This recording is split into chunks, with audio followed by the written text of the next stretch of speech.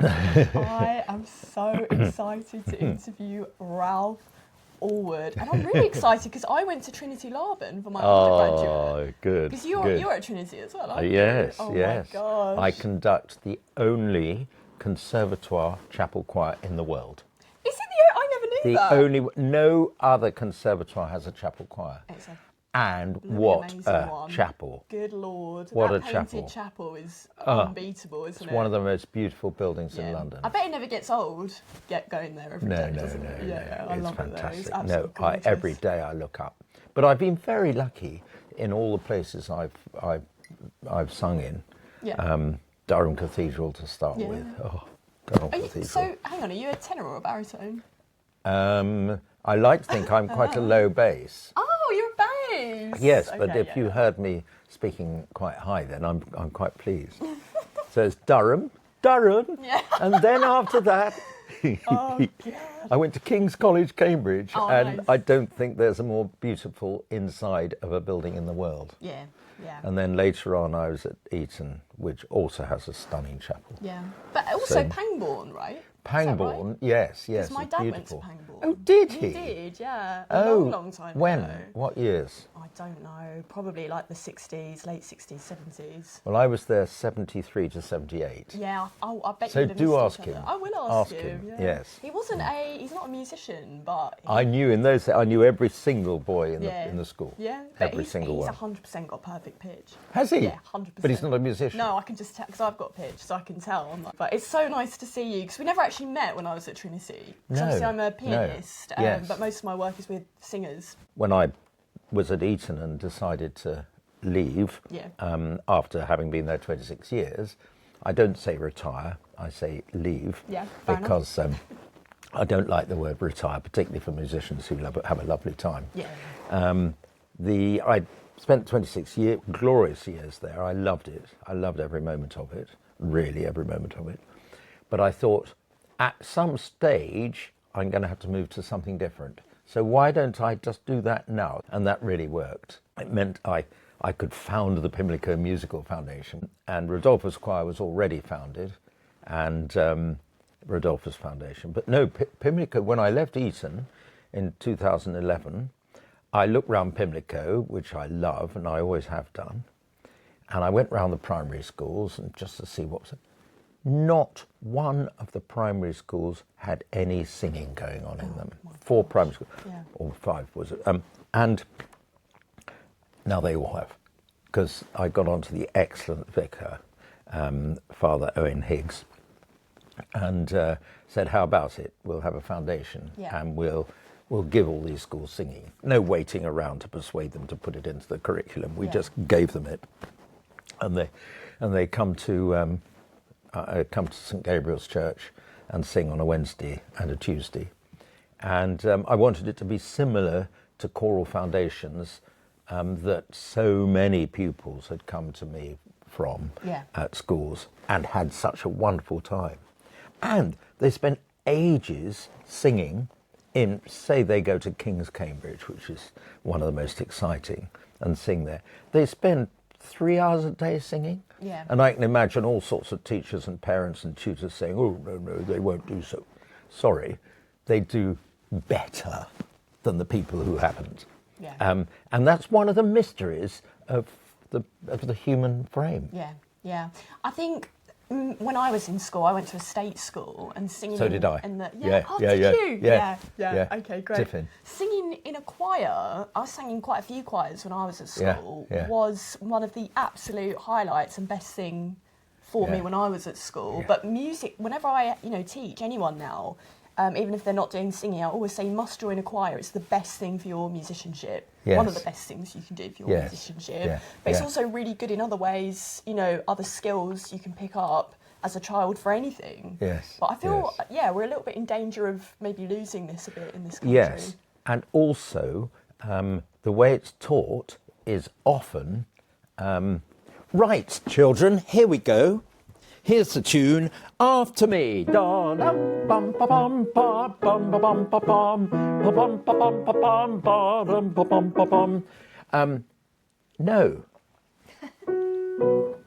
There are your first notes. Who can sing that? It's written in front of you. And gradually you teach them, and then they learn to read. And that means they have 10 times as much music open to them as a result. Yeah. Okay. And children love solving codes. Children love working out codes. So provided you resist the temptation of going da, da, da, da, da, da, da, da, da, da, da, and singing, and it's so easy to go 1, 2, 3, ba, ba, ba, ba, ba, ba. No, you go. Right. Yeah. That was a bit too quiet. Do it again, you know, and so on. Yeah, yeah. And yeah, but do you think that some music teachers potentially, do you wonder if they do that a little bit because they're a little bit unsure themselves? Yeah, absolutely. Yeah. But I'd love to do more teaching of teachers, more helping, shall we say, of teachers, giving them ideas. And showing how you can get children to think for themselves. Yeah. Children love to be shown how to think for themselves. I feel like probably they might feel a bit unconfident to do that, I wonder. Yeah. You know? Yeah. So I think that would be a great idea, actually. Yes. Because that probably instill them with the confidence to just do it and give it a go. You know? Just as with choirs, I sometimes say, right, people with perfect pitch hum the chord, or I have a sign for that, actually. It goes like this. Oh, yeah. You go like that. That's a tuning fork, you see. Yeah, and I go bang, and they then hum the chord. Yeah. Nice. So and then I say, and it's so easy to go 1, 2, 3. No. And magic of music and collaboration in music is they all go. Or whatever the piece is, and they all sing together. Yeah, and I just wanted to ask you actually, because I know you mentioned about leaving Eton. Yeah. Did you feel that was a bit, not a career risk as such, but you know, how did you feel when you did that? Did you kind of have a really strong plan in mind, or did you think, right, I'm just going to leave, I'm just going to see what happens? Because I think a lot of young musicians potentially have to have this point in their own career where they have to think, right, I'm going to step away from this. I know. You know. It's a big moment. Yeah. No, I didn't worry about it, funnily enough. I was confident that I'd be able to do all sorts of things. Yeah. And I'd developed, particularly with the Rodolphus Foundation, which used to be called Eton Choral Courses, I developed so many contacts and so many people that I knew that I was just going to get in touch with them and say, right, here I am, how about it? Sort of thing. Yeah, right, nice. Ask me to do things, you know. Yeah, but one of the great things that happened was an ex-pupil of mine came up to me as I was leaving, more or less, or it was a few months before I left, and said, you know how you said when you left Eton you wanted to teach in state schools? I said, yes, absolutely, and I do. He said, well, I've got a job for you. Oh. I said, oh, fantastic. He said, and this is Eddie Watkins, he's called, and he's a fantastic teacher. And he was at Eton, and all he wanted to do was go to London and teach and get music going in a state school in London. Yeah. He said, I'm going to get boys and girls from state secondary schools all over London, get them together into a choir, which is now called Inner Voices. Oh, okay. And I'd like you to conduct it. Oh. And in fact, last Christmas, we sang for the King. We did the Christmas Day message, you know. We sang. Wow. And we're now quite well known for things like that and asked to do things. And I love dealing with them. Yeah. They're so good. And, you know, since they started, this was sort of 14 years ago, I haven't once had to be the disciplinary school teacher. Really? I haven't once had to say, excuse me, I've never... Yeah. had to do that. Yeah, wow. That's special. You hope that children are talking enthusiastically to each other because you want them to be friends. So you just say, right, everybody, and they're all looking at your direction anyway. Yeah. Or you do a chord on the piano or something. Yeah. And they turn and look because they want to sing. I have to ask, when you hear a choir for the first time, what are you listening for? Is it blend? Is it intonation? Is it text? Or is it something else entirely, or a mix? Well, I've got music in me because I've got love of music in me. And I do believe you inherit it. And that runs in the family, and that certain people, I mean, Einstein said that if he hadn't been a physicist, he would have been a musician. Amazing that he would have said that. And so many mathematicians and physicists, my father, for example, just loved music. Yeah. And my father's two favourite composers were Gershwin and Messiaen. Oh, really? Yeah, Oh yeah. my God. And I remember bringing home from school a piece of Messiaen for him. Yeah. L'Ascension of, do you know L'Ascension for the don't organ? actually. Well, it starts like this, with those three chords, Yeah. and then it goes. And most people, lots of people, when they hear that, say, "Oh no, it's all discordant," and that's what he said first of all when I brought it home, and I said, "Dad, listen to it again." Give it another go, Dad. Go on. He did. And when I was away somewhere, I was at school at the time, and I went back to school. Next day, came back. He had listened to it, and he said it's superb. Wow. And so, at his funeral, the last hymn was "Oh Lord, I'm on my way" from Porgy and Bess. We did that as a hymn. Yeah. That's gorgeous. Followed by "Ba ba ba," Nice. which is called "Transport de joie," transports of joy from the. Yeah. So we had those two things. Anyway, I'm now diverted. You asked me about what I addressed first. So I've got from him, and so have the rest of us in my family, not learned from him, but I think inherited from him and my mother, who adored music as well.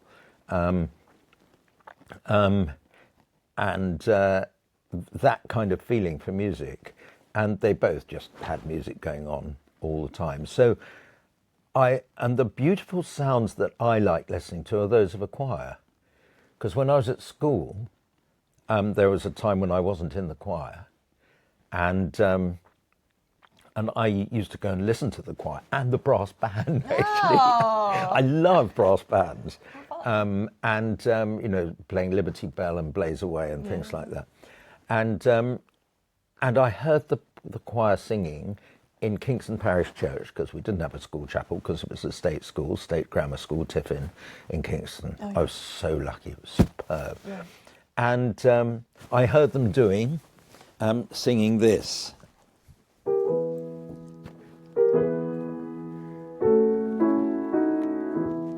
Thou Must Leave.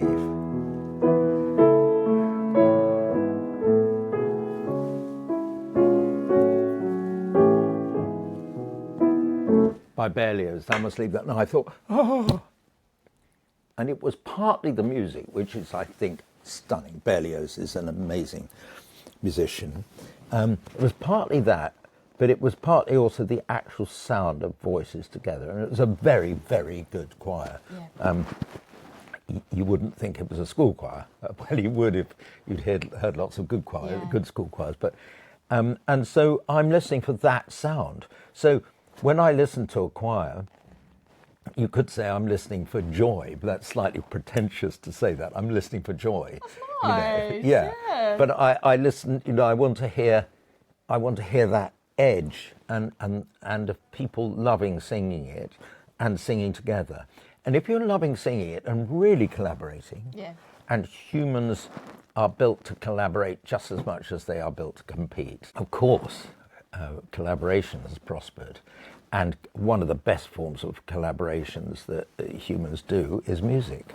And I happen to think that choirs are the best of those. Yeah. And I love it. So I listen to that best kind of collaboration. And I listen to balance, blend, tuning, text, you name it. And I love text. And so do I. Yeah. And I've developed lots of tricks for dealing with texts. Come on, you've got to tell us some. You'd be here all night if I did. But I mean, it's just certain things. Well, there was one learns from people, and one of the great people that I learnt from. Well, I learnt from so many people. I hardly want to mention one in order to leave the rest out. Like David Wilcox and people, and David Neald at school, and Bruce Pullen at school, and all that. But I just remember one little trick that came from Barry Rose. Okay. Barry Rose is an amazing choir director and started the choir at Guildford Cathedral, and when it was built, which was our sort of local cathedral. And getting people to do D's at the ends of words, if you have the word hold, perhaps, hold, how to get them to do an L followed by a D, so that it's not too much, but you know it's a D, is quite difficult. And he had this thing, hold, he'd do that as if he was doing up a bolt, you know, hold. In fact, I was sitting with the lay clerk. I used to go to St Albans to deputise when he was there, in order simply to watch him and learn from him. And this is You really can learn so much from doing that. Yes. It's unreal. I would pay to go and watch top pianists practicing. Yes. Like if I could just sit as a little fly on the wall and watch them, I'd well, I was give in my money to do 50s that. when I did it. Yeah. And which pianist would you most like to? What, living? Yeah. No, any. Any. I'd love to watch Gerald Moore practicing. Oh, yes. Because Oh, obviously I'm absolutely. a collaborative. All my Collaborative, work's yes. with singers, really. I love the word collaborative because I read almost all of Matt Ridley's books. Yeah. Matt Ridley talks about genes and explains genes, and when I read his books about genes, it transformed my views of human nature I'll have to read completely. it. Yeah, give it a go. There's about 4 books by Matt Ridley, beautifully written, all of them. And one of his great things, of course, is the human propensity for collaboration. Yeah. We need to collaborate. Anyway, I was saying about Barry Rose, I used to go to St Albans to go and deputise in the choir, just to watch him and see how he did it. And he did an extraordinary thing like that every now and then, as if he was doing up a bolt. Yeah. And that was a D. Hold. And getting people to do it works because you need to tighten up a little bit before it. Not tighten up, you need a bit of pressure in your mouth. So if it was bad, the word bad, bad, you need to do that before. Yeah. And so this represents the preparing of the thing. And he was quite a wild conductor as well. He still is a wild conductor. Oh, yeah. Hands above his head and everything. Yeah. And I was once sat in a pub after evensong with him and various lay clerks, and I said, Barry, in a quiet moment, do you know what your conducting reminds me of? He said, no, tell me. Somebody removing the spark plugs from their engine and then throwing them over their head. And he loved that. He absolutely loved that. He kept quoting me everywhere. But he was superb. I learned so much from him. You do, though, from watching people. I would really, as I say, pay to go and watch great people. I'd also love to see Ashkenazi. Yes. Oh, I'd love to see how he practices. Absolutely. Pay money to go and do that. Yeah. For technique purposes, I'd love to also use Yuzha Wang as well. I'd be so interested to hear what she's doing in the practice. Really? Just technically, I'd be really interested to hear that. But obviously, as I say, a lot of my work is with singers. Yes. As a collaborative leader pianist. And I always think the difficult thing when singing, because I do sing a little bit myself. I'm not at all on par with my colleagues. I wouldn't dare say that. But, the consonants can always be a really difficult thing, can't they, when you're singing? And I think that's really difficult in a choir, actually, getting it all together. I mean, how do you manage that? Well, getting them together is just a question of telling people exactly where you want it. So if there's a T at the end of a minim, hot, hot or something, hot, you just put it at the end there. Some composers put a little quaver at the end to mean that's that's confusing because some people then go hot like that. But it should. But I get everybody just to cross those out because hot. Right. But then the difficult ones are F's, H's, TH. Getting people to hear the difference between F's, TH and H's. And I do that by, if it's at the end of a word, just taking a long time. Much longer than in normal conversation. Because if it's anywhere even this room has pop, a little bit of acoustic. Yeah. Pop, you can just hear after it a little bit of extra sound. And that covers up the consonant. Yeah. So it needs to take a bit longer. Yeah, I mean, 'cause what I would be interested to ask is actually how you manage your own text interpretation. You know, when with a choir. Then, if you want to do something expressive with a consonant, or can you not really afford to do that with a choir? Would you say? I just think the expression comes from the meaning of the words, and you need to get across the meaning of the words to do it. Yeah. You can't really do words slightly differently in order to get a certain message across, I don't think. Yeah. I'd be happy for somebody to give me a counter example, but I can't think of one. Maybe at the not moment. words, but like how you might express a consonant on a word, for example. Yes. You might do something a little bit. Do you know what I mean? Okay. Yeah. Yes. If you've been singing a sad piece, Yeah. and you've got amen at the end, Yeah. I get people to go, amen. Yeah, exactly. Yeah. And choirs that I do know that I go, and I'm sure other people do this, I'm not the only one, but amen, like that. And then that means stop. Okay. Without going at the end. Yeah. It's man. Yeah. Okay. Yeah. Interesting. I once said to my father, who used to come and listen to choir practices that I was taking, which was so sweet, and he was sitting there listening. This was the last couple of years of his life, of his long life.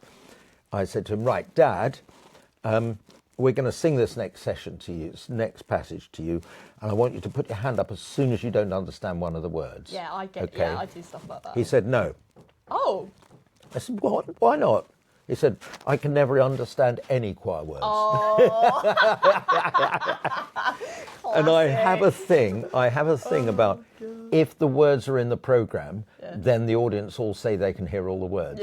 So I could hear all the words means the words were in the programme. Yeah. I know, that's the thing, 'cause my parents are not musicians, so whenever I do a leader concert, they're very like, you can have the translations, you can have the words. Oh, that's nice. I do a lot of English music, a lot of English song, and we're pushing that, because I think it needs a really good push from us English people. And even if I do a concert in English, my parents always say, oh, please put the words in. Oh, good for them. You know, like sometimes Absolutely. even the Shakespeare or Hardy poetry can be really actually quite difficult to get your head around, or to understand when people are singing it, you know. Like Hardy's poetry, even when you're reading it, can actually be quite tricky to get on a first go. Yes. You know? Yeah. Has your conception of a good choral tone changed over your career? Yes, a little bit, because I've heard choirs sing with beautiful sound, but and one can develop that. But essentially, well, not very much, because essentially the best choir sound comes from everybody producing the best sound of which they're capable. And I do believe that we can contort people in trying to make them make a different sound. Yeah. So you say, right, a bit brighter. I knew a conductor who used to say, right, a throaty tone on this. Oh. You know, and no, because I think I know what he meant. That he meant rather than Yeah. and if you know how to produce a throaty tone without tensing up your throat, then that's absolutely not a throaty tone. If you know how to make a bright sound without tensing your throat, then that's good. Yeah. This is the thing, because you get this. So, as I say, it's a lot of my work. You know, I play for a lot of opera singers, pretty well established ones, and I do. You kind of hear this thing sometimes with singers who do a lot of opera stuff, but they don't want to delve into choral stuff. Yes. Because they're worried about the straight tone and the technique being different, or it might muck up their technique. I mean, what do you think about that? I don't really, I'm not sure what to think about it. Everybody can produce a good, it's slightly wobbly, with good control of their breath. Me. It's not a question of tightening up anything here that you wouldn't normally in your best singing lessons. It's a question of just me having a constant flow of breath. And if you look at the best choir singers all over London, do you find their technique for singing solo messed up? No, Yeah. no, Yeah. no. So I think that's wrong, and it comes from one or two singing teachers still do it, saying, "Oh, don't sing in a choir because it'll be bad for you." And Yeah, you hear this, don't you? Exactly. Yeah. send them to me. Yeah. There you go. You heard it here first. I completely disagree Yeah. with them. Yeah. And what's more, it's the ones who can do the dots that get the gigs. You Yeah. know, the ones who a result of singing in the choir can are good musicians, and perhaps playing other instruments and things. I was going to say. Yeah. That can get jobs Yeah. singing. This is the thing, because there's this big thing about it when I speak to some of my opera colleagues, and I always kind of wondered to myself, but I know some opera singers who do sing in really top choirs, and they can do both, and it's no problem. So it's always an interesting topic. I think. Roddy Williams, look at him. I mean, he regularly sings in choir. He told me he'd started singing because of singing on one of my choral courses. Oh, and so yeah. Oh my And God, how special. he's the patron, I think, of I think we call it patron of Rodolphus Foundation now, which were the courses he came on, and he would just roll his eyes and laugh if you said there was any danger in singing in a choir when it came to singing solo. Yeah. That's very, very interesting to me, because I've always heard bits and bobs and things about it, but... Send them to me. I'm good at it. I'll be like, go to Ralph. Go and see Ralph. Go and arrange an appointment to Ralph. Exactly. He'll put you right. Oh, how funny. But because your musical background, because this playing an instrument thing, I think is really interesting. Yeah. Because I think a lot of the best singers I've worked with do play an instrument as well. Absolutely. So obviously you play piano, Yeah. obviously, and you sing as well. Yeah. But did you play any other instruments? I used to at school. I told you I love brass bands. Yeah. And I used to stand outside the room where the brass band. We had a full brass band at my grammar school, Tiffin. Yeah. Wow. Brass band as well as an orchestra and huge choir and all that. And I used to stand outside where they rehearsed because I used to love the sound they made so much. Wonderful old band marches like Blaze Away and Liberty Bell and things like that. I loved them. And one day I thought, I want to play in this. So I went to see the head of music who conducted it and said, Mr. Neild, I'd like to play in your band. And he said, but you don't play a brass, or rather with his Lancastrian accent, you don't play a brass instrument. Yeah. And I said, I know, I want to learn one. Learn. Yeah. And he said, which? I said, which do you need? Which are you short of? I'm very pleased with that. Very good question. That's a clever question. Absolutely. And well he looked at me and he drew himself up to his full height, which was considerable, pointed to me and said, trombone! Yeah, I know. I should have guessed. I knew it would have been the trombone, the old and trombone. He gave me an old G bass trombone Yeah, and with a handle. Yeah. And I used to love playing in the brass band. And a But they teacher. do say the trombone's the most similar, is this right, to the human voice? I interviewed Probably a guy to called, a baritone. Yeah. Yeah. Yes, I interviewed absolutely. a guy called Peter Moore. Do you know Yeah. him?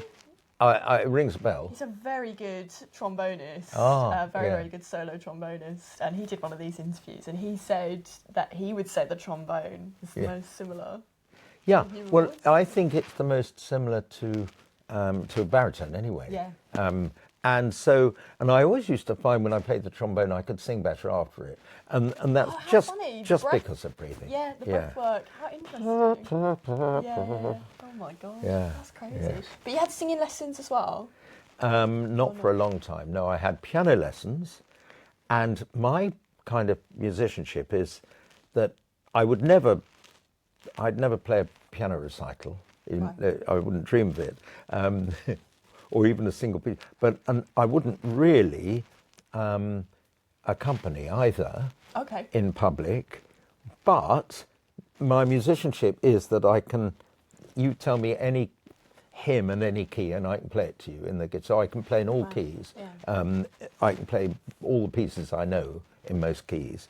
And at the time when I used to do this, as a little boy, I used to go to the piano, I used to invent a chord sequence, And then I had a rule with myself that I got to play it in all 12 keys. Yeah, that's a good idea. But it wasn't. You're clever. It was only because I loved the chord sequence, and I wanted to hear it in different colours.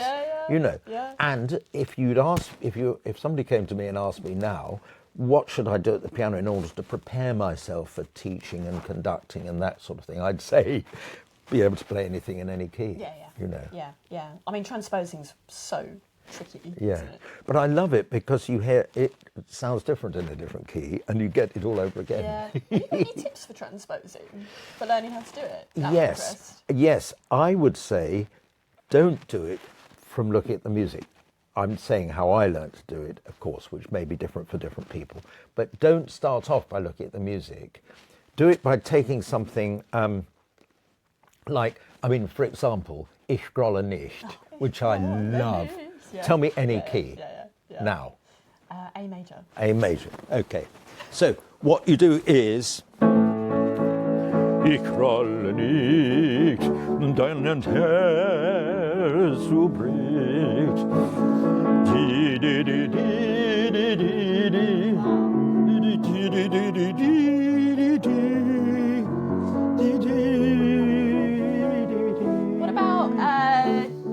What about C major? Oh, that's the OG key. That's what it's written in. What about F sharp major? Ich rolle nicht, mein Herz so bricht. What about Z major? I've got to know still. I've got to get as far as that because. What about what? Z major. Z major. Yeah, that's the best one so far. But I learned to do that simply because I love Ich grolle nicht. Yeah. It's an extraordinary thing. Absolutely. And so it just it feels different in different keys. Yeah. And I love it. It's a kind of new experience. Yeah. And so I suggest to people, take pieces that you like. Yeah. That are not too difficult for you. It mustn't be too much of a challenge. It must be fun. So, or a chord sequence. Yeah. And then do it in one key, and then do it in another key. Yeah. And do it in the keys you can do. Don't. There's too much in teaching and education of trying too hard to do things you can't do. Yeah. Do the things you can do and enjoy doing them, and then you'll do more of them. And so then choose a different key and another one nearby, and then you'll suddenly find that. But it must be a piece you like. Yeah. Sure. You know. Sure. And that Ich grolle nicht is just stunning. Oh, it's superb. amazing. And things like I was glad with, I love all that. So, you know. Definitely. Transposing can be quite scary, I Yes. think, to some people. But I think once you got the hang of it, actually, it's pretty straightforward. But it's a little bit like figured bass, isn't it? Yes. Figured bass, for me, I know we teach it, and I teach in Cambridge as well, and and I teach harmony in Cambridge, and I know that there's figured bass, but I think figured bass is a kind of quirky English, quirky muso thing. Right. And it's organists, really, and harpsichordists who have got the bass part and very quickly need to know what's above it. Yeah. And I don't think it teaches you much about harmony. No, yeah. But it's like, I think what I meant, 'cause I play the harpsichord, and my figured bass used to be really good. I used to do a lot of continuo at Trinity. Yeah. But I think just getting the hang of doing it quickly and picking it up quickly is actually, once you get it, it's okay. Yeah. But it's a little bit, you can feel a bit intimidated when you first try and do things like transposing and figured bass. Feels a bit like, Yes. And of course, transposing at sight, if you don't know a piece, is more difficult. I sort of transpose by ear. That I just did was from knowing it, and it's inside me. So it's inside me, and it's as if I put different hands on, and out comes a different key. What technical issues do you find are really underestimated by young conductors and young singers? When you say technical issues, do you mean musicianship issues, or? I would bracket anything in that. Are you perhaps talking about range and how far you can sing and whether you can sing high notes and I things. think that certainly could come into it, definitely, and it could also be for a conductor saying like how to do an upbeat or how to like do things properly and stuff. Yes. You know. Well, 'Cause that can actually be quite hard. yes. You know. Okay. Well, let's just do those two things because they are to do with how you best to use your body properly. Yeah. And in all choirs, when we sing in a choir, we think, oh, I want to sing all the notes in it because I'm a bass and there are the notes written for a bass. Hang on, I'm Ralph Allwood with a certain voice. Yeah. I'm not a bass. Yeah. So I would like to say to all singers, you are John Smith. You're not. You are a singer, Right. for whom the bass part is best suited. Yeah. Sure. The tenor's a bit high, and therefore, because choirs are wonderfully collaborative, there are three basses standing there next to each other, and the other two know that you're quite a low bass, and so you're not going to try the top E's. Yeah. So you just leave out top E's and leave it for them. High notes are extra loud anyway from people, so it's absolutely fine to leave out the top E's, for example. Yeah. And so I encourage people to use the best of their voice, which feels good, and not to try too hard to get notes that they can't get. Yeah. And my warm-ups are, I hope, when I have a little warm-up, it's about singing technique and it's about the relaxing in the right way and all this sort of stuff and tongue down and stuff. Yeah. As for conducting, it's a similar thing.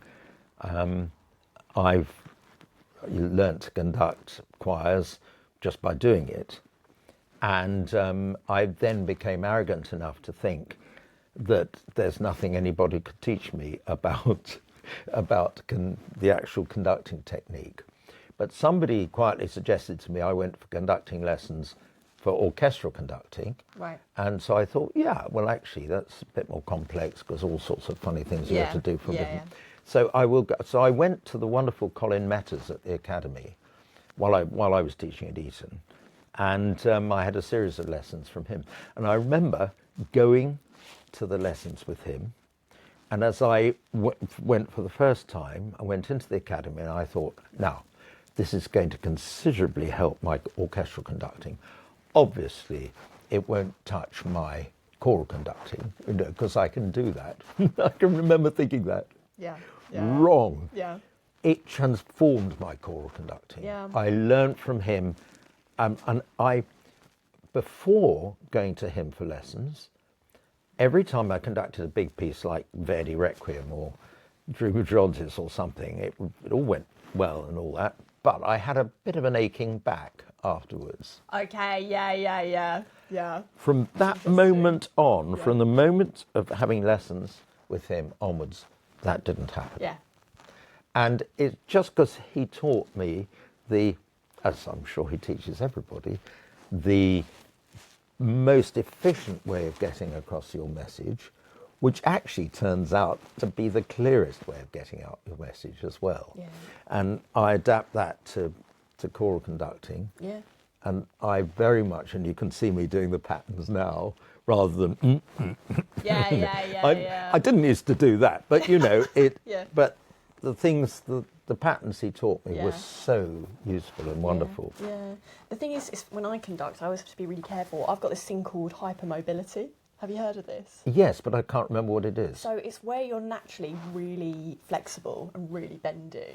I've got like a really horribly bendy wrist. Oh. I know, you're haunted. Oh, yes. I know, that's going to be some nightmares later. I'm double jointed there, but not there. Yeah, oh, creepy. In my left. It's so weird, isn't it? I am creepy, yeah. Oh, God. Yeah, really. But my wrists are so bendy. I have to be really conscious about not, over bending. Yes. It's great. You don't notice actually when you're just I can see that. doing it on. Because I did second study conducting when I was at Guildhall.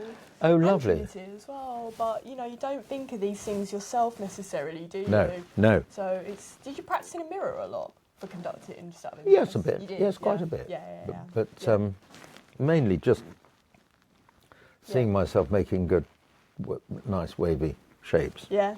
I was talking to a friend earlier about how sometimes conservatoires can be a little bit competitive. Yes. I don't really like that vibe myself. No. I'm not a competitive kind of girl. I'm there to do the music, go for a pint afterwards, glass of wine for me, rosé. Yes. And go home. Yes. And, you know, what do you think makes up a good choir, Yes. aside from, you know, someone leading it? What actually makes up, what are the elements of people working together well in a choir, would you say? It's people who, obviously, let's take it, the people are musical and can get it right, basically. Yeah, so maybe like a professional choir. Yes. Well, given that they need to be collaborative people, and I keep using this word collaborative. I'm very pleased that the word collaborative is being used more and more. Obviously, good musicianship of the individuals, good, lovely voice, and people who want to collaborate. Yeah. And I mean also collaboration in a choir goes beyond just the choir practice. It means I'm a great one for coming on time to practices and things. So am I, Ralph. So am I. I'm a real one for that. I tell people how to come on time, but the main thing I say to people is the only kind way. So people have lots of rules sometimes in choirs and everything. I have one rule. My one rule is we are kind to each other, and everything comes from that. Absolutely. So if we come late, we're unkind to the person who got up an hour early in order to be sure that they came on time.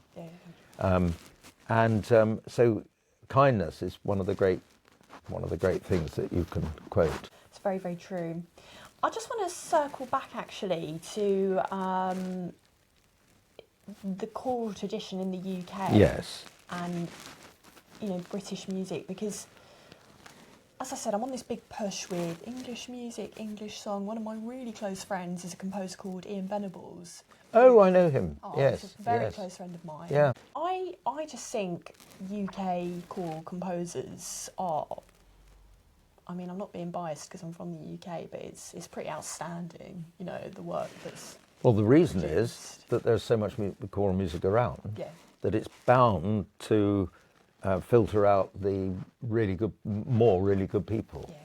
And there are so many more places that are convinced that it's good for people to be in choirs. I mean, Eton, I never heard any argument from any other teacher about time spent doing choir. Just opposite. I knew that if a boy asked me to miss some choir practice because he got GCSEs coming up, I would just say, actually, I used to do this. So a boy would come up to me, say 3 weeks before the beginning of April or something. So I've got GCSEs coming up, and I'd say to him, "Oh, and you want to do more music?" No. I just want to. Just for 3 weeks. Yeah. And I'd say to him, "Go and talk to your housemaster." And I knew that every single one of the 24 housemasters would agree with me and would say to him, "What do you love doing?" And he'd say, "Well, I love the choir, but carry on then. Yeah. You'll do better." You will. You're so right, Ralph. I mean, I'll come back to my question in a second, but I completely agree with you because I have this habit of really driving myself absolutely into the floor, and I don't think it's good for my playing sometimes. I really, really don't. And recently I've took a few more weekends off than I normally do, just for various reasons, and I've come back to my practice and I'm like, wow, this is so much better than when I was driving myself into the floor. And I do think you have to, it's quite hard when you're a musician because you feel obliged to constantly be close to your instrument, I think, and practicing all the time, especially in the run up to concerts. And I think that's a real thing young musicians battle with a lot. And I mean, I love exercising, Pilates and Oh, the yes, gym and yes, weightlifting and all that kind of stuff. And I keep like stopping myself from going because I'm like, I must practice for this, blah blah blah. And actually, Yeah. it's not. I think you're absolutely right about that. The Definitely. human frame is very much more complex in that way than we give it credit for. Yeah, definitely. I remember someone saying to me once, a teacher at Trinity called Linton Atkinson. Oh yes, Yeah, yes, I lovely know. Linton, Yeah. so nice. But he said to me, I remember once I was preparing for loads of stuff. I used to play for some of the students Yeah. at Trinity, and he saw me in the calf, in Yeah. Butler's Yeah, calf. yeah, yeah, I've been there yeah. for so long now. Yeah. And he was like, how's it all going? And I said, well, I just got this, I got that, I got this, I got that. And I was about like 22 at the time. And he was like, you're going to do better having lots of different things because you're not going to over-focus on that one thing. Oh, lovely. I thought that was really good Yeah. advice, actually. Yes. I've kind of took that with Yes, me. yes, absolutely. I do think that is really good. But I was actually just interested to ask if you think UK choral tradition has changed during your lifetime. And, to what extent do you think the tradition has shaped Britain's wider classical music identity? Very good question. Thank you. I'm very lucky because I was choral scholar for 2 years in an old style cathedral setup. So Durham Cathedral it was early 70s, late 60s, so I did 2 years. Lived in the cathedral close, sang 6 evensongs a week, and Eucharist on Sundays and everything. Wonderful. But it was all done with the director of music simply in practice, sitting at the piano, giving us a chord, and then waiting, and we'd go and sing ourselves. Because, of course, that's how you do it in the choir stalls, and in the old days, they did it without being conducted. Right. And having been to a school where we'd been conducted by Bruce Pullen, who was a pupil of David Wilcox, David Wilcox was at the time at the forefront of the new way of doing it. Yeah. Beautifully well done with careful tuning and conducting and all that sort of stuff. I went backwards in Durham Cathedral and saw how it used to be done in Victorian time. And you'd open a piece of music, sometimes in the ancient big books, or even part books sometimes, and you'd look across, you'd hear an organ chord, and you'd look across and you'd go, and you'd all join in. Now, there's a lot to be said for that because of collaboration and everything, but I used to listen to it and think, oh my God, isn't somebody going to do something about those funny noises and the speed and it's not together and all that? But that's how it used to be done. And the organist would just give us chords and then tell us what he thought and say 1 or 2 things. I went straight from there by wonderful piece of luck down to King's Cambridge and sang with David Wilcox for a year.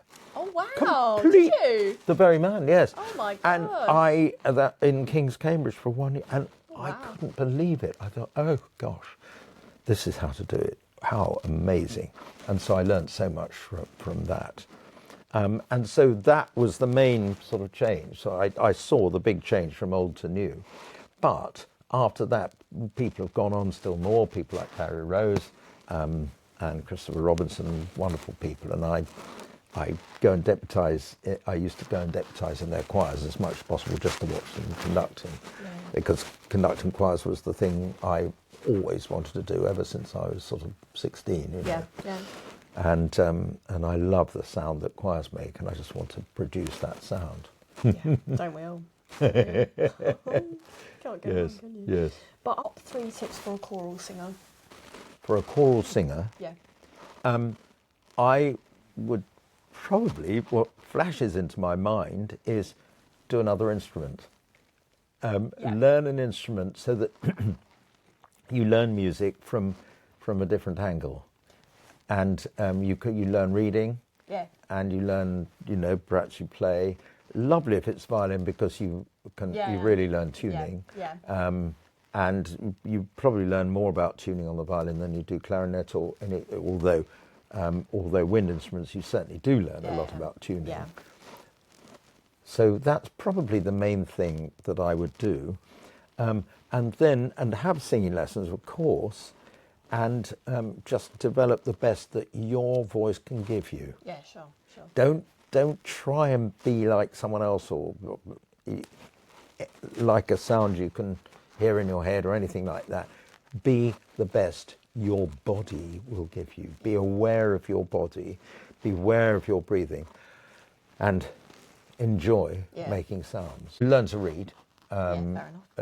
Learn to read, because the more you can read, the more Well, you have to be a pieces good are sight open to singer, you. people say to be... Yeah. But in order to be a good sight singer, I would say join a choir. Yeah. So, you know, it works in both ways. And because we're so collaborative in choirs, we can have two singers. One is a good reader, the other isn't. One's got a good voice, the other's developing hers. And they collaborate, and gradually both of their techniques get better and better in sight reading and making nice sounds. I mean, those are 3 great tips. Yeah, thank you very much for those. Thank you. You know. And of course, I've written a book about sight rate singing. Oh, yeah. What's it called? The Novello Guide to Sight Singing. Cool. I'm going to check it out myself. And that comes from years of hearing people who'd like their sight reading to be better. Yeah. And knowing the stages they go through. Yeah. And I encourage people who buy my book and do it to go right through it. Don't leave anything out, even though it seems easy. Yeah. Do it quickly if you like, but go right through. And lots of learning is about doing things you can do again. Yeah.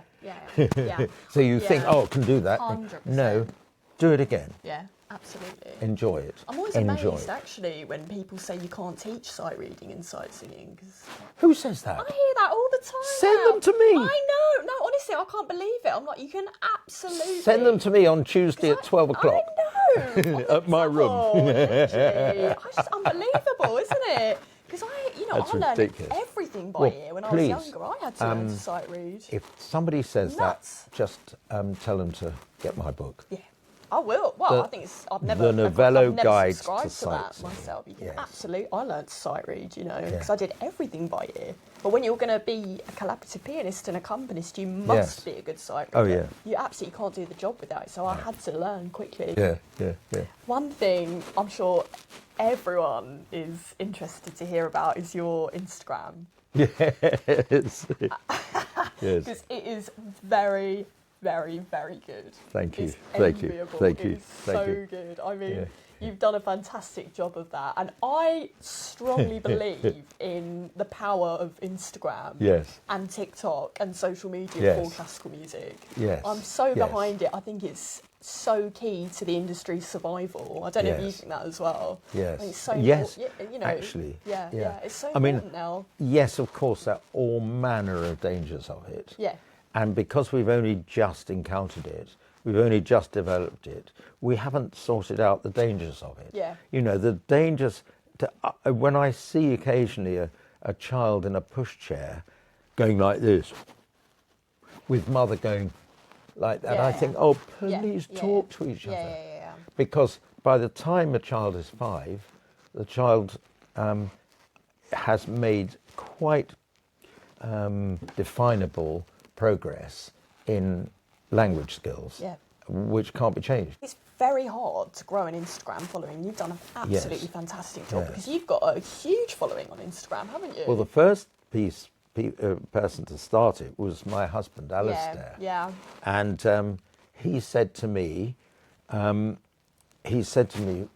day, and we hadn't talked about Instagram or anything like that. He just said, hold this phone with the camera towards you, smile a lot and go like this. So I went like this, you see. Yeah. Next thing I know, it was a thing called Tube Girl. You know, this woman Tube Girl. and he was doing Old Man Tries to Be Tube Girl, you see. He'd got this thing, Tube Girl. And before I knew where I was being recognised in the street, you know. It's Sad Old Man Tries to Be Tube Girl. And and loads and loads of views Yeah, and all it's that amazing. and following. And now I have Rishab who helps me, who's developing it considerably. Yes. Yeah. And It's amazing. But yeah. I have colleagues who are very anti-social media for classical music. And I strongly believe in it. I'm trying to grow my own. I think it's an amazing platform, especially for something like Leader, which is, not so known to a wider audience as perhaps even like solo piano or whatever. I think it's an amazing tool for promotion Yes. of yourself. I think Yes. it's very underestimated, and some of my colleagues are very like, oh no, I don't do Instagram as if it's some real sellout. And I completely don't agree or subscribe to that. I mean, what do you think about that? Because your social media is, it's popping, Ralph. It's so good. Thank you. Well, I think if one doesn't get obsessed, as with anything, Yeah.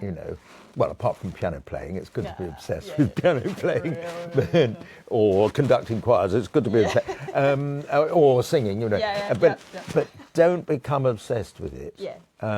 Know when, and perhaps this is just off the top of my head, but perhaps have a time of day when you do it. Yeah. And then be strict with yourself as not to do it at other times of day. I have to ask, even when I go to Instagram, what do I do? What do I, Yeah, I right, still right. don't do it. It's just others who've done it for me, Yeah, which yeah. is very sweet. And Yeah. But you do think it's a good thing? yes, there are also, I think there's certain things. I mean, for example, I did recently one about Elgar. Yeah, I did I saw two it, I saw about it. Elgar. Yeah. And I think if that just gets 24 people interested in Elgar that hadn't been interested before, then it is a good thing. Yeah. And just because there are dangers of something doesn't mean to say you reject it completely, Definitely. And, I've heard so-and-so is bad for you. Yeah, okay. If you become obsessed with it or use it too much, or it stops you doing your piano practice or stops you being good to your family, then yes, you're using it too much. Yeah. And so be sensitive to all that. But you wouldn't say it's a sellout, would you, for classical music? Would you say Oh, it's a no. good, it's a tool. No. It's a good It's thing. it's a good tool. Yeah. And my thing is I want more and more people to love good music. What is good music? You quite logically ask. Who are you to say what good music is? I say what good music is. You say what good music is. He says what good music is. She says what good music is. Yeah. Over the centuries, we've said what is good music, and gradually good pieces have come out which, if he thinks that's good music, I'm probably going to like it as well. And people are amazed when I say, actually, Beatles Yesterday is good music. Yeah. Actually, I'm going to ABBA tomorrow night. Love it. And Gimme. yeah, but I mean, this is sophisticated. Oh yeah, ABBA's very musically. Yeah. That's the dominance of the dominant in third inversion. Yeah. ABBA's actually amazing. 100%. Definitely. The dominance of the dominant in third inversion. I agree. And I love dominance of dominance in third inversion. I did an Instagram of dominance of dominance in third inversion. Yeah. And it's not just ABBA that do it, they're all over the shop, and they're very, very exciting. Yeah, they are. The Beach Boys as well. Yes, they've all got these very amazing musical things. Yeah. Then what's the? I get you going.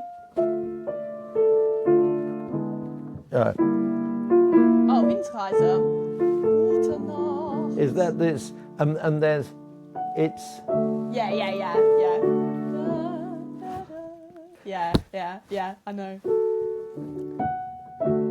It's the best moment of the whole cycle, in my opinion. But that's a dominant of the dominant in third inversion. That's the same as ABBA.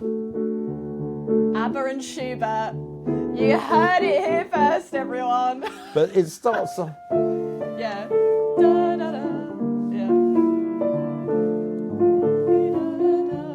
It's Gute Nacht, isn't it, or something? Gute And then Nacht, third verse. Gorgy. So gorgy. Gorgy, I like the word gorgy. Have it. It's something special. Yeah. So, amazing. harmony is my thing, and it was my father's thing, and